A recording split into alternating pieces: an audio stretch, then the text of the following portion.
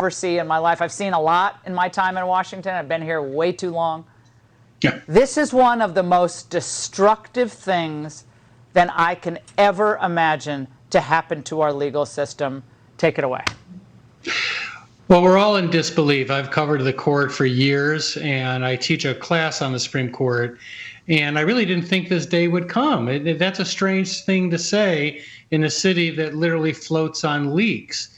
The only island in that sea that did not have leaks was the Supreme Court, and it existed on a level of integrity that is all too foreign today in politics. And to see people celebrating today this leak is perhaps the most disturbing thing of all. It just seems that there's no ethical rule or institutional value that can withstand this age of rage. What happened with this leak caused lasting damage to the Supreme Court. I think that the court will never be quite the same because it has always existed, as you said, Laura, on an understanding of people of good faith that believed in that institution, believed truly in each other, even though they disagreed wholeheartedly in opinions. This was a malicious act, and the only reason to leak it was to try to create external pressure to change the position of the court and maybe encourage Congress to pass this federal abortion law to try to federalize the abortion area. What's really quite moronic about this, if anything, the justices are more likely to dig in. The second greatest blow to the court would not just be after the leak itself, would be if the justices did cave to external pressure. So this has turned everything into a morass.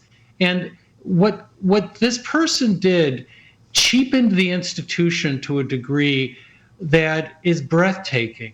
You know, that I don't know why I maybe it was the last area of naivete that I had left after years in Washington.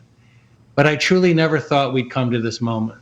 Well, Harmeet, so many thoughts going through my mind as a lawyer for the pro-life movement, as a constitutional lawyer, and also somebody involved in politics. This was a deeply political act, Laura, and I think it was aimed not only at legislation, like you mentioned, at undermining potentially the court's legitimacy and court packing, but also at affecting the midterm elections. Yep. You know, this is going to be a talking point in advertisements that are being drafted as you and I are speaking tonight about how it is important to vote for Democrats to save women from back alley abortions, fill in the blank, et cetera. But all of that is a lie, Laura. I mean, this is an insurrection level event if you talk about really insurrection against the court. But when you look at what this opinion, if it turns out to be correct, and I agree with Professor Turley that in honor and dignity, the justices are likely to not change their votes, the ones who are honest, and stick with this opinion. It returns to the states a decision that always should have been there. And right. This draft opinion goes through the analysis very well that there never was a consensus in this country about abortion. It doesn't fit in the jurisprudence of the 14th Amendment.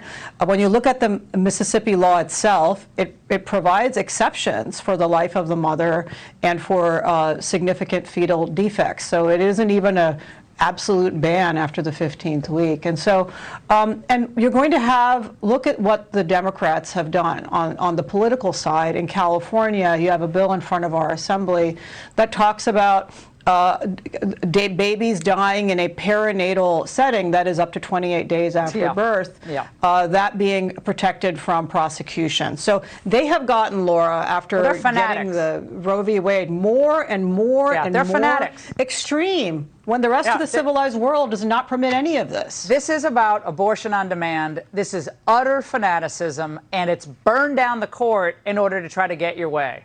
From the same crowd that claims to be the great protectors of our entire democratic system. To Harmeet's point, Professor, the author of that Politico piece that leaked this supposed draft opinion, again, we don't know if it's draft opinion. People think it is. We don't know. But he spoke to MSNBC tonight. Watch.